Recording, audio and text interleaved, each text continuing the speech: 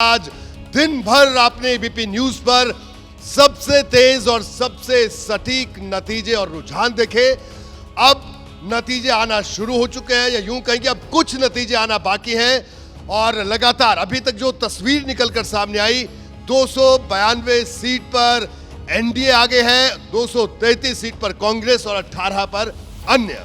लेकिन जहां एक तरफ 400 पार की बात हो रही थी, तो एनडीए गठबंधन अभी तक 292 पर टिका है, और इंडिया गठबंधन की अगर बात करें तो 233 सीट पर। ऐसे में सवाल बड़ा है कि आखिरकार एनडीए को जो झटका लगा, ये झटका कहां से लगा, इसकी क्या वजह रही? क्योंकि तमाम एग्जिट पोल, अगर हम एनडीए की बात करें तो 350 के पार सीटें दिखा रहे थे। एग्जिट पोल का यही अनुमान था, लेकिन सारे अनुमान गलत साबित हुए और आंकड़ा आपके सामने है। ऐसे में अगर इस पूरे आंकड़े को देखा जाए तो 3 प्रदेश ऐसे हैं। उत्तर प्रदेश, जहां पर एनडीए को अच्छा खासा नुकसान झेलना पड़ा। इसके बाद अगर हम बात करें पश्चिम बंगाल की, यहां पर भी एनडीए को अच्छा खासा नुकसान झेलना पड़ा। तो आखिरकार इस नुकसान के पीछे की वजह क्या है, यही हम जानेंगे। और हमारे साथ एक खास पैनल भी मौजूद रहेगा। तो आइए ये जानने की कोशिश करते हैं कि आखिरकार ये जो नतीजे आए, इन नतीजों के पीछे की वजह क्या है, ये हम जानने की कोशिश करेंगे।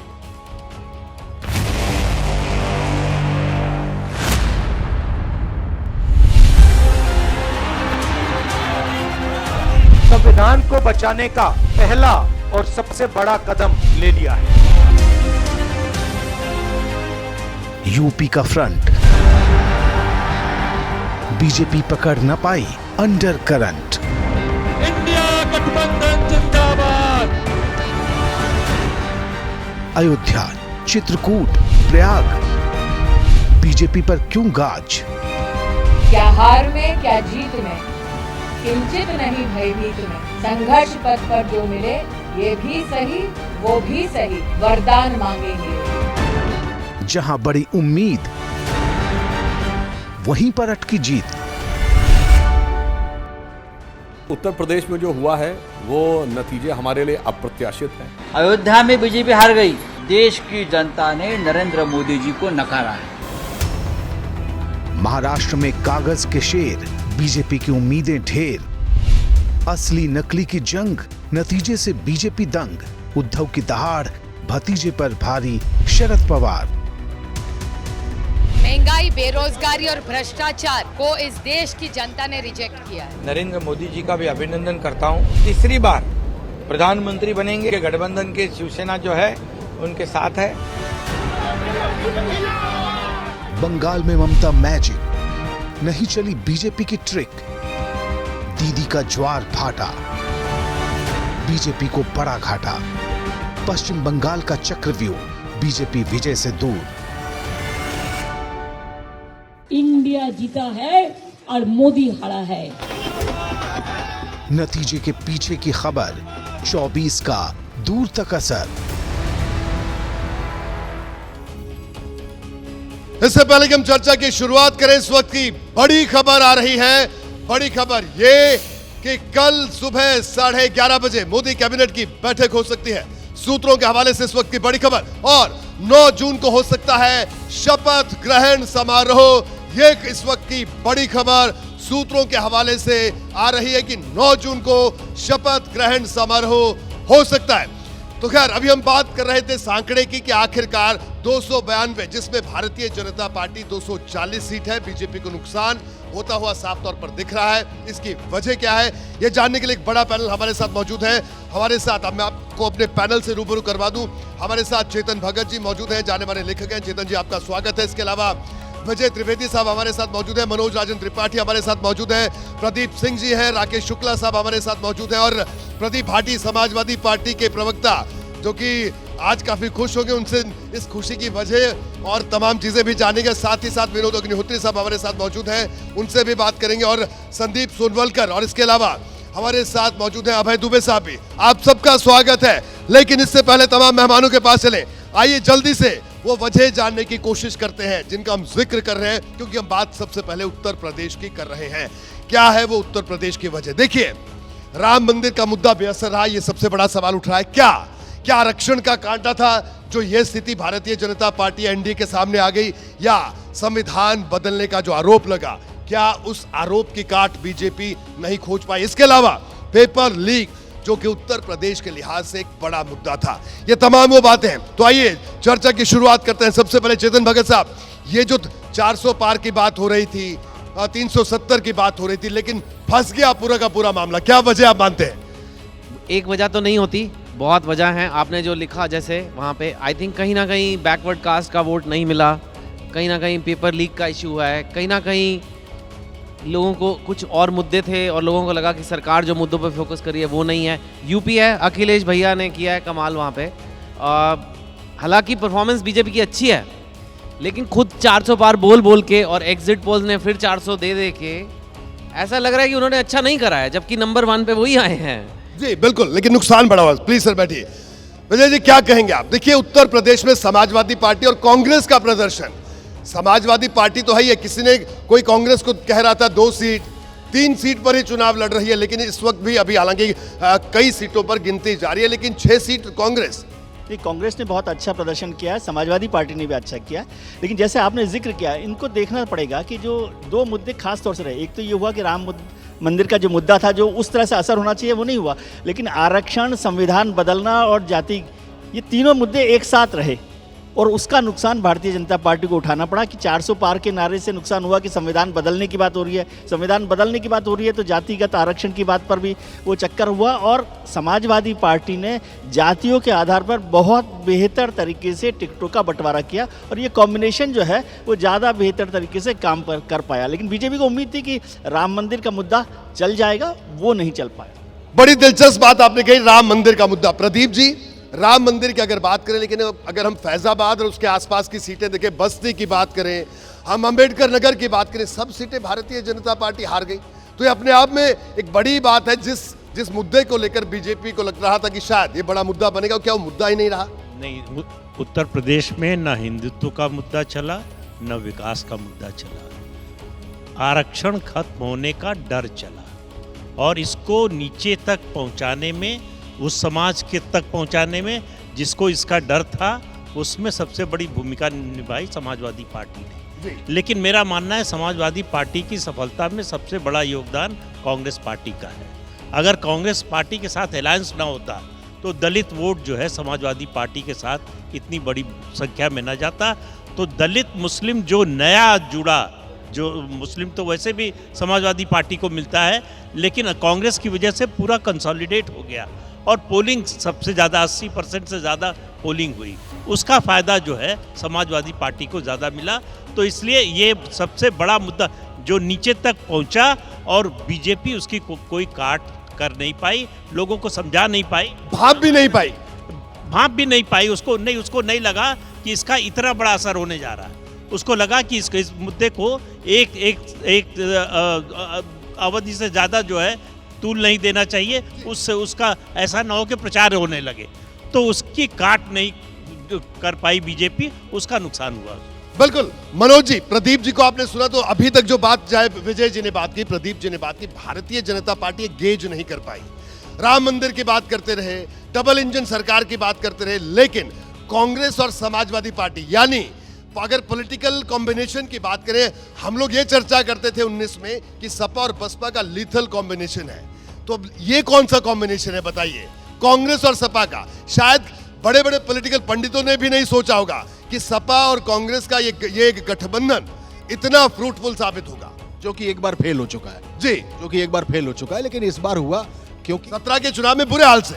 वजह ये थी कि खुद बीजेपी उत्तर प्रदेश में, जो कि खुद हिंदुत्व की लैब है वो पूरी तरीके से, और वहाँ राम मंदिर का प्राण प्रतिष्ठा कितनी तेजी से किया गया था, उस प्राण प्रतिष्ठा का भी काम नहीं, लल्लू सिंह हार जाते हैं वहाँ पे, ठीक। जबकि मोदी खुद बनारस में लड़ रहे हैं, और मोदी जब लड़ते थे तो बस्ती, महाराजगंज, देवरिया, कुशीनगर, इन सारों को लेके चंदौली, 21 सीटों तक पूरी भोजपुर बेल्ट बिहार तक जाती थी। आपकी फूंक मारिए तो हम पहुंचते हैं चंदौली पे, लेकिन वो चंदौली हार गए। वो भी हारे कौन? महेंद्र नाथ पांडे। डिकोडी नहीं कर पाए, जबकि योगी की सरकार थी, हिंदुत्व था, खुद हमारा मुख्यमंत्री भगवा वस्त्रधारी है, लेकिन वहां पर इस बार सारा प्रयोग हार गया। वजह देख लीजिए, लल्लू हार गए, अयोध्या चला गया, अयोध्या चली गई, कितना बड़ा मैसेज है। दूसरा, बॉम्बे में कसाब को फांसी दिलाने वाला उज्जवल निकम भी हार गया, जो कभी मुद्दे पर, ये वक्त की बात है, डिकोड नहीं हो पाया इस वक्त में, और इस वजह से उत्तर प्रदेश से जहां से सारी चीजें उभरनी थी वो पूरे देश में दिखाई देने लगी। यही वजह कि कांग्रेस और सपा का गठबंधन उस पूरे वोट को ले गया।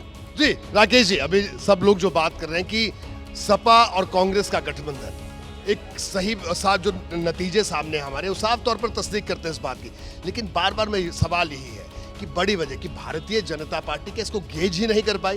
बीजेपी के तमाम बड़े रणनीतिकार या प्रदेश नेतृत्व की बात करें, राष्ट्रीय नेतृत्व की बात करें, मेरा मानना है कि हम लोग हमेशा चर्चा करते हैं कि उत्तर प्रदेश पूरे देश में राजनीतिक रूप से जागरूक सबसे बड़ा राज्य है, और सबसे महत्वपूर्ण विषय ये है कि आपका दलित वोट जो हमेशा दूरी बना के चल रहा था वो कांग्रेस के साथ गया।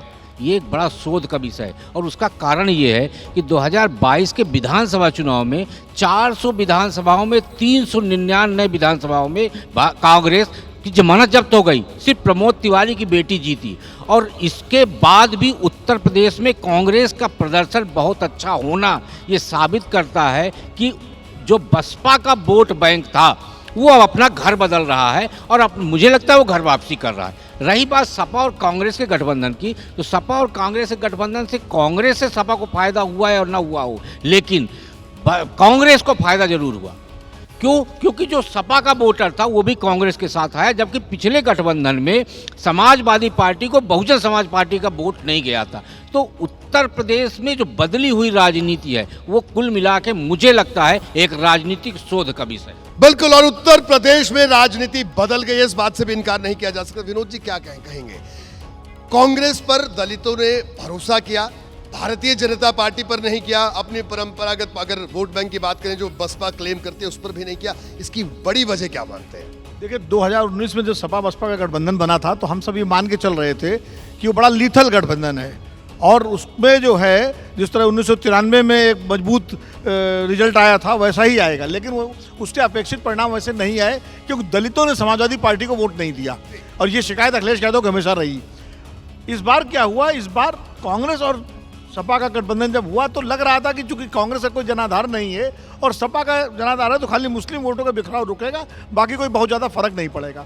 लेकिन जिस तरह दलितों का वोट जो मिला है समाजवादी पार्टी को, वो इसलिए मिला कि दलितों ने सपा को वोट नहीं दिया, उन्होंने इंडिया गठबंधन को वोट दिया, क्योंकि उसमें कांग्रेस थी और लीड कांग्रेस कर रही है राष्ट्रीय स्तर पर। और जो संविधान वाला मुद्दा था, आरक्षण वाला मुद्दा था, उसको लेकर के अति पिछड़े और दलित उन्होंने समाजवादी पार्टी के उम्मीदवारों को खुल के इसलिए वोट दिया कि, और ये कहा कई जगह से मैं उसमें बात कर रहा था तो ये कहते थे कि हम सपा को नहीं देख रहे हैं, हम इंडिया गठबंधन को देख रहे हैं, हम कांग्रेस को देख रहे हैं। तो कहीं ना कहीं उत्तर प्रदेश में कांग्रेस और सपा का गठबंधन, और कांग्रेस को भी फायदा हुआ सपा के गठबंधन का, उसको उनका वोट मिला, तो ये पिछले सपा बसपा के गठबंधन से ये गठबंधन ज़्यादा मुकम्मल और ज़्यादा मजबूत वर्ग के सामने आया। ये बड़ी वजह। अवैध दुबे साहब, तमाम एग्जिट पोल चाहे उत्तर प्रदेश को लेकर बात करें या पूरे देश भर की बात करें, ये असेस नहीं कर पाए, ये गेज नहीं कर पाए, तो क्या लगता है आपको कि क्या बड़ी वजह रही? जैसे अभी तक जो बात निकलकर सामने आई, जाति, और दूसरी बात दलितों ने कांग्रेस पर भरोसा किया और सपा और कांग्रेस यानी ओबीसी दलित ये वोट बैंक बाजी मार गया। देखिए, मैं अपने मित्रों ने जो बातें कही हैं मैं उनसे सहमत हूँ। कुछ नई बातें इसमें जोड़ना चाहता हूँ। पहली बात तो ये है कि उत्तर प्रदेश में जब भी भारतीय जनता पार्टी अयोध्या में कुछ बड़ा करती है, चाहे मस्जिद गिराए चाहे मंदिर बनवाए, दोनों बार चुनाव हारती है। पहली बार मस्जिद गिराई थी, विधानसभा का चुनाव हार गई थी। इस बार मंदिर बनवाया, लोकसभा का चुनाव हार गई। पहली उस बार भी बहुत ऐतिहासिक हार थी, इस बार भी उत्तर प्रदेश में उसकी ऐतिहासिक हार है। दूसरी बात, भारतीय जनता पार्टी के अंदर क्या हो रहा था इसकी तरफ हमारी निगाह नहीं है। वोट इधर उधर जा रहे थे, नेता उधर जा रहे थे, वो अलग बात है। भारतीय जनता पार्टी के अंदर स्थिति ये थी कि विश्वास का आपस में बिल्कुल अभाव था। उत्तर प्रदेश का नेतृत्व, खासतौर से मुख्यमंत्री और राष्ट्रीय नेतृत्व, जिस तरह की मुहिम चलाई जा रही थी, सबके बीच में अंतर्विरोध थे। सब लोग एक दूसरे को कैंसिल कर रहे थे। देखिए, अब योगी आदित्यनाथ राजपूत जाति के हैं, गर्व के साथ कह चुके हैं कि मैं राजपूत जात में जन्म लिया है, मुझे उससे गर्व है। राजपूत वोटर और राजपूत नेता सारे के सारे भारतीय जनता पार्टी के खिलाफ काम कर रहे थे। योगी आदित्यनाथ ने उनको नहीं मनाया। क्यों नहीं मनाया? वो भाषण देते रहे अपनी पार्टी के पक्ष में, लेकिन एक मुख्यमंत्री के तौर पे उन्हें जो एक अतिरिक्त कोशिश करनी चाहिए थी वो उन्होंने नहीं की। अब छोटी सी बात अंत में, अरविंद केजरीवाल ने जेल से निकलने के बाद क्या कहा था? योगी को साफ कर दिया जाएगा और अमित शाह को प्रधानमंत्री बनाया जाएगा। ये चर्चा योगी को साफ कर दिया जाएगा, ये तो अरविंद केजरीवाल के ये बात कहने से बहुत पहले से वहां उत्तर प्रदेश में चल रही। तो ये तमाम वजह आप मानते हैं? महत्वपूर्ण हिस्सा है। अंदरूनी भाजपा के अंदर जो बहुत ही अनुशासित पार्टी मानी जाती है, उसकी हालत ये थी कि वो खुद ही अविश्वास और परस्पर संघर्ष की शिकार थी। जी संदीप सोनवलकर साहब क्या कहेंगे? अभी देखिए बीजेपी मुख्यालय से तस्वीरें आ रही हैं, प्रधानमंत्री नरेंद्र मोदी पहुंच चुके हैं और तमाम कार्यकर्ता उनका स्वागत भी कर रहे हैं, अभिनंदन भी कर रहे हैं। लेकिन सोनवलकर साहब, महाराष्ट्र में क्या हो गया ये, किस तरह के? क्योंकि बीजेपी कह रही थी नहीं, इतने बड़े बड़े प्रयोग भारतीय जनता पार्टी ने किए, शिवसेना टूट गई, एनसीपी टूट गई और नतीजा भी टूटा हुआ सामने आया। देखिए निश्चित तौर पे महाराष्ट्र ने परिणाम जो दिए, हालांकि वो मैं नहीं मानता कि चौंकाने वाले हैं। मुझे लगता कि ए भारत लिखी हुई थी, नेता पढ़ना नहीं चाह रहे थे। पीएम ने 20 रैलियां की, उसके बावजूद कोई असर नहीं हुआ। पहली बात तो यह कि लोगों ने पार्टियों को तोड़ना, चुनाव चिन्ह छीनना, किसी के व्यक्तिगत आरोप करना, इन सबको नकार दिया। साफ तौर पर बीजेपी का संदेश है कि निगेटिव राजनीति और तोड़फोड़ की राजनीति नहीं चलेगी। दूसरा अब ये होने वाला है कि महाराष्ट्र में अगले 10 दिन के अंदर वो विधायक जो साथ में गए थे वो क्या फैसला करेंगे, क्या वो विधायक रहेंगे या छोड़कर जाएंगे, तो बहुत सारा महाराष्ट्र में अभी खेला होना बाकी है। तीसरा खेला जो मेरी जानकारी है वो ये कि संघ मुख्यालय भी नागपुर में है, अभी संघ मुख्यालय का रोल और भूमिका सामने आना बाकी है और उसके बाद तस्वीरें बहुत तेज़ी से बदलेंगी। इतना तय है कि महाराष्ट्र ने बता दिया कि देश की राजनीति में जिस तरह से असंतोष था, मुद्दे थे, उनमें बहुत महत्वपूर्ण मुद्दा आरक्षण, चाहे मराठा आरक्षण हो, चाहे कि दलित आरक्षण का सवाल हो या संविधान बचाने का, ये महाराष्ट्र में बहुत ज़्यादा काम किया। तुहिन सिन्हा साहब हमारे साथ मौजूद हैं, भारतीय जनता पार्टी के नेता हैं। सिन्हा साहब, ये तुहिन सिन्हा साहब हमारे साथ हैं। सिन्हा साहब क्या कहेंगे आप? जो बात निकल कर आई है उत्तर प्रदेश और महाराष्ट्र की, अगर हम बात कर रहे हैं जहां पर सीधे तौर पर झटका लगा, जी लगता है उनसे संपर्क नहीं हो पा रहा। हमारे साथ कांग्रेस के प्रवक्ता भी हैं, अजय उपाध्याय साहब मौजूद हैं। अजय जी, आज उत्तर प्रदेश से जिस तरह की तस्वीर सामने आई, समाजवादी पार्टी और कांग्रेस ने जो प्रदर्शन किया है उसकी पीछे की बड़ी वजह क्या मानते हैं सर आप? क्योंकि सारे गणित फेल हो गए, सारे एग्जिट पोल फेल साबित हुए, कई चीजें सच्चाई है, पूरा देश देख रहा है। जिस तरह उत्तर प्रदेश एक तरह से प्रयोगशाला भाजपा के लिए रही है और भाजपा जिस तरह लगातार प्रयास करती रही कि वहां पे उसके परफॉर्मेंस अच्छे हों, बावजूद जो आपके जितने यहाँ पे पैनलिस्ट हैं, बड़े विद्वान पैनलिस्ट हैं, सबने विश्लेषण किया है कि किस तरह से उन्होंने भगवान राम को लाने का अहंकार अपने को दिखाया, राम मंदिर के पूजन में जिस तरह से उसका पॉलिटिसाइजेशन किया, सामान्य जनता को ये बात पसंद नहीं आई, पहली बात। दूसरी बात, भगवान की तरह अपने आप को अवतरित भी उन्होंने मनाने का प्रयास किया चुनाव के दौरान, वो स्वयं को भगवान बन गए, अहंकार इतना ज़्यादा था।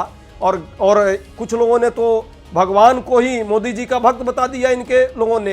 ये सारे कहीं ना कहीं उत्तर प्रदेश में सनातन का अपमान भी लोगों ने माना है। दूसरी बात, मंगलसूत्र, मुजरा, इन तरह के शब्दों का दुरुपयोग जिस तरह से किया गया, मर्यादाहीन राजनीति को उत्तर प्रदेश के लोगों ने नकारा है। तीसरी बात, विकास की राजनीति के बदले इन्होंने लगातार जो है हिंदू मुस्लिम और लड़ाने का और भटकाने का प्रयास किया, जबकि विपक्ष ने जो मुद्दे थे जनता के, उन मुद्दों पर हमने बात रखी। पेपर लीक का मुद्दा सबसे बड़ा मुद्दा था, 60 लाख नौजवानों का भविष्य अधर में है उत्तर प्रदेश में। इसी तरह महंगाई से लोगों की कमर टूटी हुई है, गरीबी से लोग परेशान हैं। और एक बात और जरूर रोहित भाई, जो ब्रिजभूषण सिंह जैसे सरीखे लोगों ने और साथ में अजय टेनी जैसे लोगों ने जिस तरह किसानों को जीप के नीचे रौंदा और जिस तरह महिलाओं के साथ इन लोगों ने अत्याचार किया, ये भी एक बड़ा उदाहरण है उत्तर प्रदेश के लिए। और अंतिम बात, इस संविधान के साथ जिस तरह लगातार अपमान करने का प्रयास भाजपा ने देश में भी किया, चाहे जी उपाध्याय साहब, जी उपाध्याय साहब, मैं माफी के साथ आपको रोक रहा हूं और खैर आपने अपनी बात भी पूरी की। तो ये तस्वीरें आप देख सकते हैं भारतीय जनता पार्टी मुख्यालय से, प्रधानमंत्री नरेंद्र मोदी, साथ में उनके आप देख सकते हैं भारतीय जनता पार्टी के राष्ट्रीय अध्यक्ष जेपी नड्डा दिख रहे हैं और तमाम बीजेपी के कार्यकर्ता दिल्ली बीजेपी मुख्यालय में अभिवादन कर रहे हैं, स्वागत कर रहे हैं प्रधानमंत्री का। और प्रधानमंत्री आप देख सकते हैं बीजेपी मुख्यालय में पहुंच चुके हैं और संभवतः अब से कुछ ही देर बाद वो अपनी बात भी रखें कार्यकर्ताओं के सामने। लेकिन जल्दी से सर एक छोटा सा कमेंट, क्योंकि प्रधानमंत्री जी बोलेंगे, उनको सुनना भी जरूरी है। राहुल गांधी जी को सुन लिया, वो क्या कह रहे हैं, क्या कहेंगे? आपका जो प्रदर्शन, पहले तो बधाई आपको। बहुत बहुत धन्यवाद प्रदेश की जनता, उत्तर प्रदेश की जनता का धन्यवाद और साधुवाद कि उन्होंने माननीय अखिलेश यादव जी, समाजवादी पार्टी और इंडिया अलायंस में अपना समर्थन दिया और उन्हें अपना विश्वास रखा। दूसरी बात, उत्तर प्रदेश की जनता ने अहंकार, असत्यता, झूठे वादे, जुमले और जो ये गलत भाषा थी, इस सब का जवाब दे दिया है। पीडीए ने बड़ी मात्रा में उत्तर प्रदेश में इंडिया गठबंधन को, माननीय अखिलेश यादव जी को वोट दिया है और ये साबित किया है कि एक बार दोबारा कि अखिलेश यादव जी ना केवल पीडीए के बहुजनों के सबसे बड़े नेता के रूप में फिर दोबारा स्थापित हुए हैं। इसके साथ साथ अगर आप देखें, उत्तर प्रदेश की जनता ने सिर्फ ना केवल INDA को रास्ता दिखाया है, उसके साथ साथ इंडिया को भी रास्ता दिखाया। देश को रास्ता दिखाइए आप कह रहे हैं। मेरे साथ मेरे सहयोगी अंकित गुप्ता जुड़े हुए हैं बीजेपी मुख्यालय से। जी अंकित।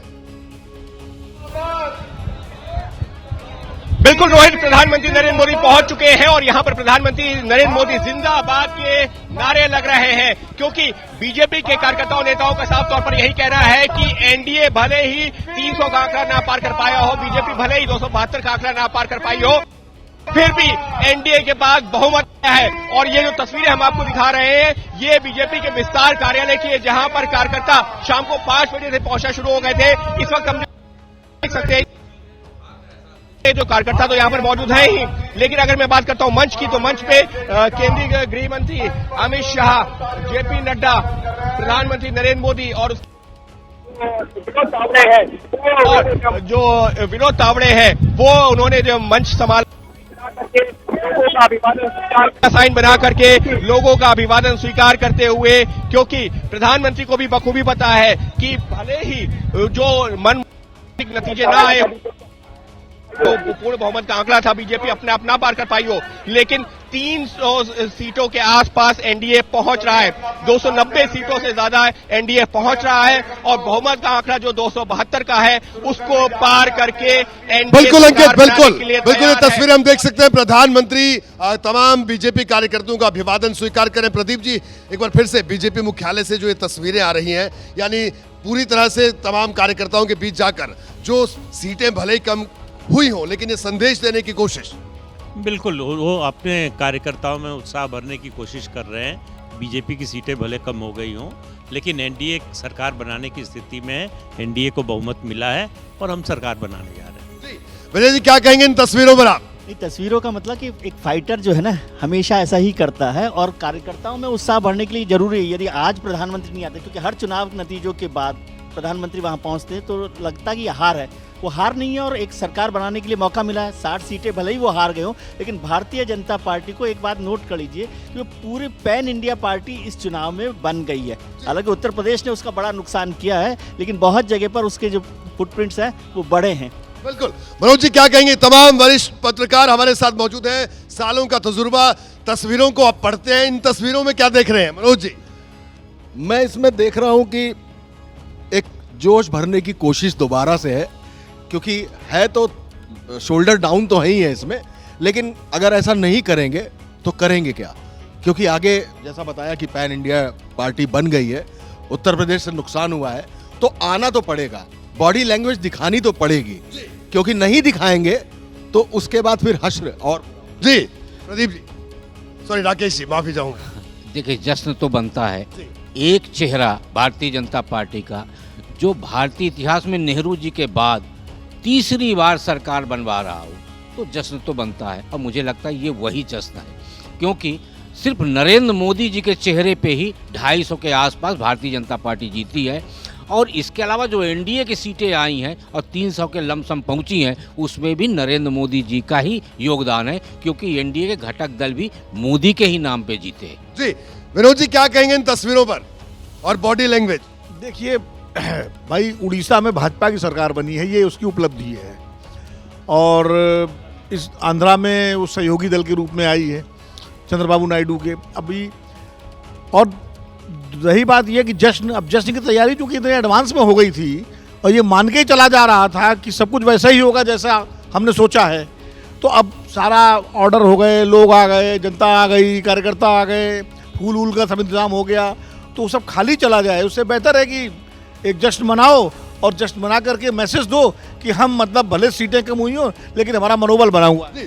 संक्षेप में सर। भाई तकनीकी रूप पे ये एनडीए की जीत हो गई है, लेकिन ये एक ऐसी जीत है जो हार के एहसास से बोझिल है। ये सारे जो फूल फेंके जा रहे हैं ये सब हार के एहसास से बोझिल होकर नीचे गिर रहे हैं। ये बिल्कुल फर्जी किस्म का स्वागत समारोह है और इसमें कोई दम नहीं। देखिए, एक बात तो साफ है कि जो दावा किया जा रहा था कि तीसरी बार मोदी सरकार, अब वो मोदी सरकार नहीं है, वो एनडीए सरकार। दूसरी बात जो महत्वपूर्ण जानकारी मेरे पास है कि संघ मुख्यालय से फ़ोन जाना शुरू हो गए हैं, अलग अलग लोगों से बातचीत शुरू हो गई है। राजनाथ सिंह से जो भी संघ मुख्यालय से बातचीत की गई है, तो क्या संघ की भूमिका बढ़ेगी। तीसरी अंतिम बात, उन एजेंडा का क्या होगा जिसमें यूसीसी है, एनआरसी है और तमाम जो मुद्दे, जो विवादित मुद्दे हैं, क्या उस पर ये बाकी दल मानेंगे। तो अब जो सरकार है, मुझे लगता है कि लचक कर, हचक कर, कहीं ना कहीं थोड़ी एनडीए सरकार जो आपने किया। बिल्कुल, अंकित गुप्ता हमारे साथ लगातार बीजेपी कार्यालय से जुड़े हुए हैं, उनके पास चलेंगे, लेकिन चेतन भगत जी से भी एक प्रतिक्रिया बनती है। चेतन भगत जी, आप भी तस्वीरों को बखूबी पढ़ते हैं, क्या कहेंगे आज की इन तस्वीरों? नहीं, देखिए, एक नैरेटिव बनता जा रहा है कि बीजेपी नीचे जा रही है, ब्रांड मोदी पे डेंट आया है, ब्रांड मोदी नीचे जा रही है। वो कुछ हद तक हुआ भी है, लेकिन बीजेपी की तरफ से जब वो इतनी काफ़ी सीटें वो भी जीते हैं, सिंगल लार्जेस्ट पार्टी है, उनको भी जश्न मनाना पड़ेगा। उनको भी एक नैरेटिव फटाफट बनाना है कि नहीं, हम जीते हैं। अभी आपके टीवी चैनल पर दिखाया 9 तारीख को शपथ ग्रहण होगा, तो वो सब वो कोशिश कर रहे हैं। लेकिन आज मेरे को लगता है लोकतंत्र की जीत है। हम रूस, चीन नहीं हैं। हमारा भारत के जो हमारे परदादा मरे हैं इस आज़ादी के लिए, और इस आज़ादी और लोकतंत्र के लिए, और उनकी भी जीत है, कांग्रेस की भी जीत है, जनता की भी जीत है, मीडिया की भी जीत है। एक हफ्ता चलेगा, ये अभी पिक्चर बाकी है सर। बिल्कुल, सीधे बीजेपी मुख्यालय लिए चलते हैं।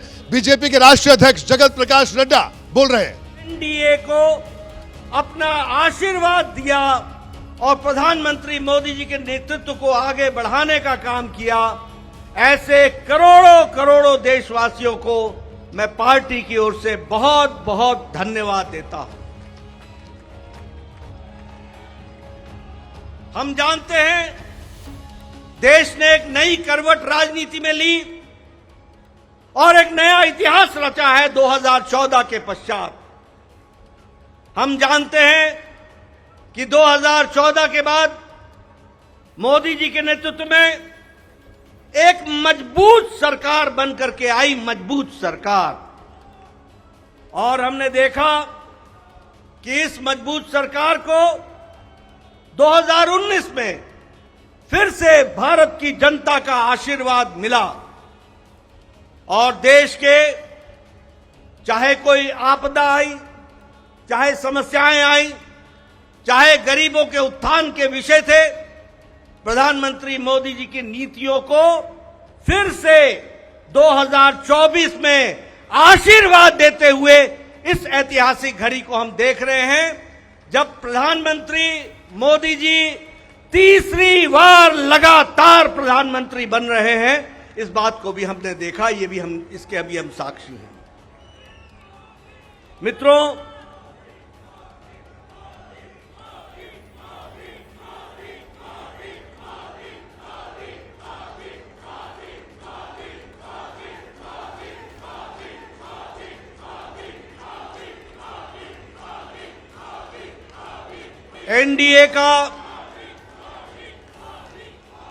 एनडीए का गठन के पश्चात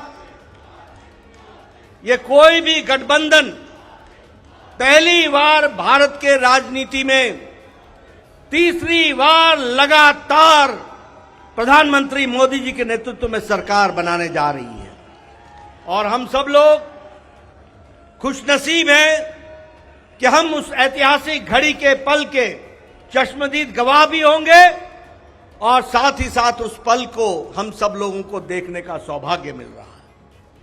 मैं यहां ये भी बताना चाहता हूं कि जो लोग देश हित के लिए काम करते हैं उन्हें चुनौतियां भी आती हैं और उन चुनौतियों को बखूबी लड़ करके देश प्रथम, देश को आगे बढ़ाना है, देश को आगे ले जाना है, इस कार्य के लिए आगे बढ़ते हैं।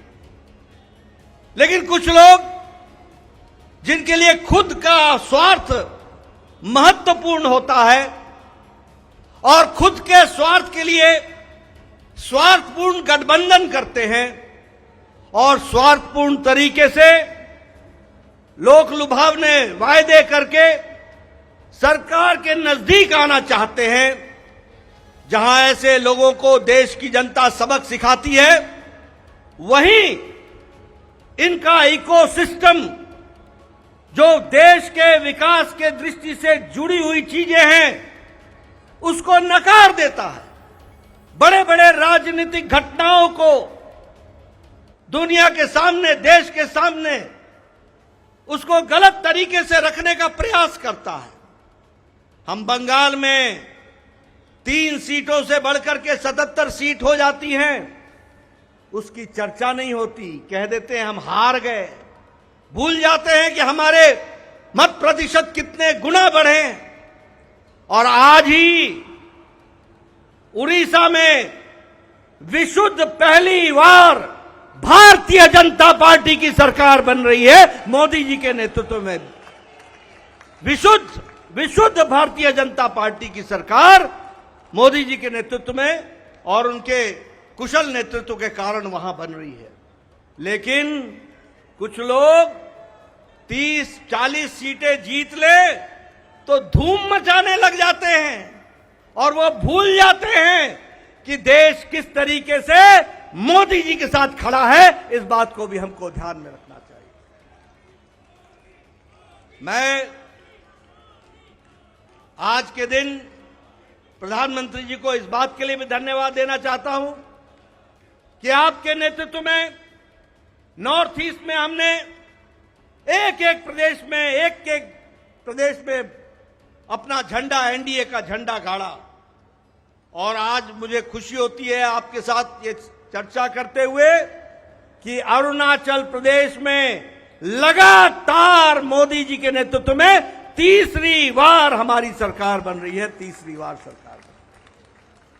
उड़ीसा में हमने 80 सीटें जीती हैं, 40% हमारा मत प्रतिशत रहा है।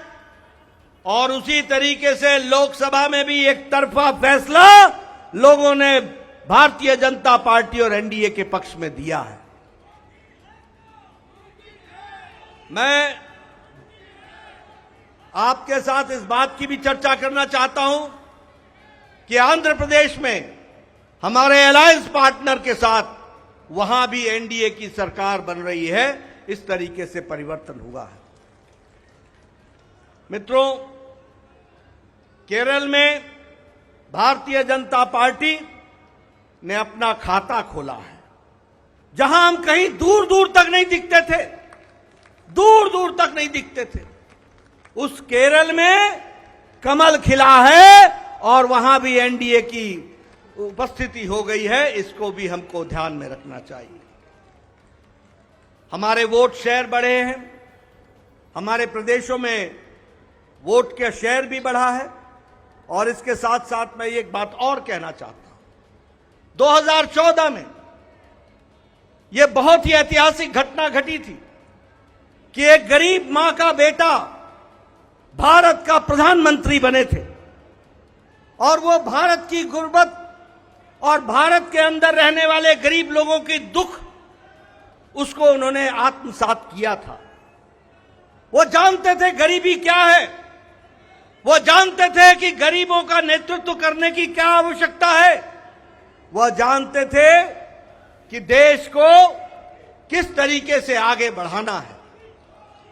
और मुझे याद है कि 2014 में जब एनडीए की सरकार बनी तो आपने उस समय कहा था, मेरी सरकार गांव को, गरीब को, वंचित को, पीड़ित को, शोषित को, दलित को, महिला को, युवा को, किसान को समर्पित रहेगी और उनके विकास के लिए हम काम करेंगे।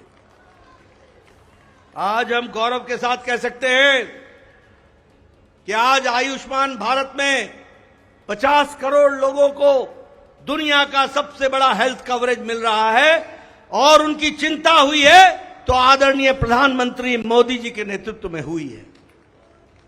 और आगे 30 में इस देश का कोई भी नागरिक जो 70 साल से ऊपर का होगा उसको भी आयुष्मान भारत का कार्यक्रम से जोड़ा जाएगा। इस बात को हमको ध्यान रखना। उसी तरीके से चाहे बहनों को गैस का चूल्हा पहुंचाना हो, गैस का सिलेंडर पहुंचाना हो, हर घर नल, हर घर जल, इसकी व्यवस्था करनी हो, हमारे भाइयों को बहनों को बैंक से जोड़ना हो, ये सारे काम प्रधानमंत्री मोदी जी के नेतृत्व में हुई और गरीब की चिंता की गई, गरीब की चिंता की गई। मैं यहां यह भी कहना चाहूंगा कि जब प्रधानमंत्री जी ने 2014 में बागडोर संभाली थी तो भारत की अर्थव्यवस्था लड़खड़ा रही थी। भारत की अर्थव्यवस्था के साथ साथ बैंकिंग व्यवस्था ये बिल्कुल लड़खड़ाई हुई थी, एक तरीके से ढह गई थी। और भारत देश की अर्थव्यवस्था के साथ साथ बैंकिंग व्यवस्था जब लड़खड़ाई तो दुनिया में भी हमारी अर्थव्यवस्था की ताकत कम हुई। लेकिन प्रधानमंत्री मोदी जी के नेतृत्व में बैंकिंग व्यवस्था को मजबूती दी गई, अर्थव्यवस्था को मजबूती दी गई और बैंकिंग व्यवस्था के बारे में दुनिया ने भी सराहा कि आज भारत एक मजबूत बैंकिंग सिस्टम के साथ खड़ा है। और सबसे बड़ी बात यह है कि 2014 में हम 11वें नंबर की अर्थव्यवस्था थे, 11वें नंबर की। आज हम मोदी जी के नेतृत्व में सुदृढ़ तरीके से 5वें नंबर की अर्थव्यवस्था है और मोदी 30 में तीसरी बार प्रधानमंत्री बन रहे हैं। भारत की अर्थव्यवस्था तीसरे नंबर की होने जा रही है, इसको भी हमको ध्यान में रखना चाहिए। प्रधानमंत्री मोदी जी के नेतृत्व में गांवों को मजबूती मिली, गरीबों को ताकत मिली, दलितों को सम्मान मिला, युवाओं की आशाएं और आकांक्षाओं को पूरा किया, महिलाओं को सम्मान दिया और किसानों को मुख्य धारा में लाने का काम किया और वंचित पीड़ित लोगों को विश्वास के साथ आगे बढ़ाने का काम किया। यह 10 साल का परिवर्तन हम सब लोगों को देखने को मिला है। मैं यहां यह भी कहना चाहता हूं कि विपक्ष नकारात्मक सोच, नेगेटिव सोच के साथ काम करता रहा। कोई भी सकारात्मक 10 साल में कोई भी सकारात्मक योगदान विपक्ष का नहीं रहा है। और मैं तो यह भी कहूंगा कि अभी भी उनको गुमान है, अभिमान है कि देश में एक ही परिवार राज करने लायक है। यानी रस्सी आपने बारंबार जलाई, रस्सी जल गई पर बल नहीं गया, इस तरीके का इनका व्यवहार रहा है। मैं यहां यह भी कहना चाहता हूं, चुनाव के दौरान इन्होंने झूठ फैलाया, इन्होंने फेक वीडियोस निकाले, जनता को बरगलाने का काम किया, गुमराह करने का काम किया, जनता को एक तरीके से झूठ बोल करके वास्तविकता से दूर रखने में कोई कसर नहीं छोड़ी। और सबसे बड़ी बात यह है कि इन्होंने चुनाव में प्रजातांत्रिक मर्यादाओं को भी ताक पर रखा। प्रधानमंत्री मोदी जी के लिए अपशब्द कहे, गालियां दी, एक बार नहीं अनेकों बार। यह विपक्ष का बौखलाहट बोलता है, यह विपक्ष की खिसियाहट बोलती है, यह विपक्ष का बारंबार हार देखने के कारण यह नतीजा हम सबको देखने को मिलता है। और यह अवसरवादी गठबंधन यह जिस तरीके से काम करता रहा है, लोगों ने इसको बारंबार खारिज किया है और 2024 में भी इनको खारिज किया, यह भी हम सबको मालूम है। ये तीसरी बार हार का सामना कर रहे हैं और उसके कारण ये बौखला गए हैं। मेरी इनको सलाह है कि आप अब अपना आत्मनिरीक्षण कीजिए, सेल्फ इंट्रोस्पेक्शन कीजिए। समय आ गया है कि बारंबार आपको भारत की जनता क्यों आपको गिरा रही है, क्यों आपका साथ नहीं दे रही है, इसका आपको इंट्रोस्पेक्शन करने की आवश्यकता है। और मैं यहां यह भी बताना चाहूंगा कि गठबंधन एनडीए का मजबूती से मोदी जी के नेतृत्व में देश का नेतृत्व करते हुए आगे बढ़ेगा और देश को आगे ले जाएगा, इस बात का हम सबको विश्वास है। मैं यहां प्रधानमंत्री मोदी जी और आपके बीच में ज्यादा समय नहीं रहूंगा, लेकिन प्रधानमंत्री जी आपको मैं विश्वास दिलाना चाहता हूं कि एनडीए का एक एक कार्यकर्ता, हमारी पार्टी का एक एक कार्यकर्ता, जो आप हर पल, हर घड़ी, हर दिन, हर महीने, हर वर्ष पूरी ताकत के साथ देश की सेवा में जुटे हैं, मैं आपको विश्वास दिलाता हूं कि आपके नेतृत्व में एनडीए का एक एक कार्यकर्ता भारत को सामर्थ्यवान बनाने के लिए, सक्षम बनाने के लिए, आत्मनिर्भर बनाने के लिए, समृद्ध बनाने के लिए कोई कसर नहीं छोड़ेगा और आपके नेतृत्व में उसको हम सपना को पूरा करेंगे और हम विकसित भारत की ओर आगे बढ़ेंगे। मैं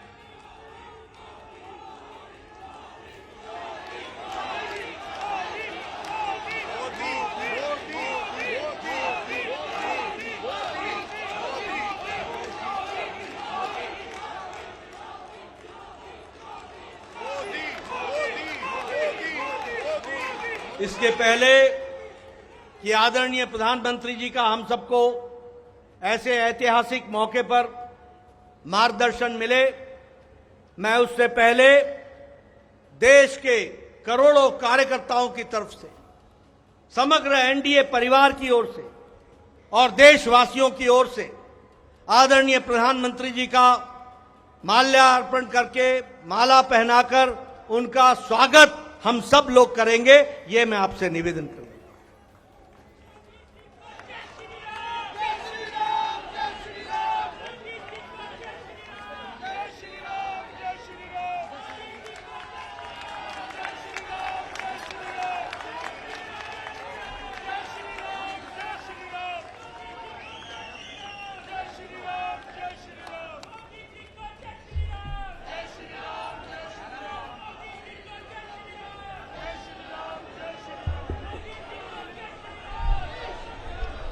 स्वागत है भाई, स्वागत है,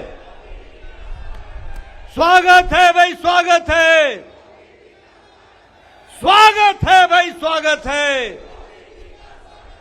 मैं आदरणीय प्रधानमंत्री से निवेदन करूंगा कि वो देश को संबोधित करें। आदरणीय प्रधानमंत्री।